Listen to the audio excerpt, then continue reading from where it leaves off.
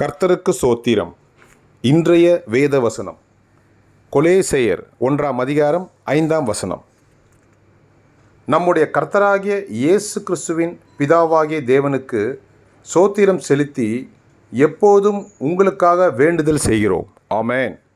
கொலேசையர் 1:5 நம்முடைய கர்த்தராகிய இயேசு கிறிஸ்துவின் பிதாவாகிய தேவனுக்கு சோத்திரம் செலுத்தி எப்பொழுதும் உங்களுக்காக வேண்டுதல் செய்கிறோம். ஆமென். கொலேசையர் 1:5. கர்த்தர் உங்களை ஆசீர்வதிப்பாராக, உங்களோடு கூட இருப்பாராக. ஆமென்.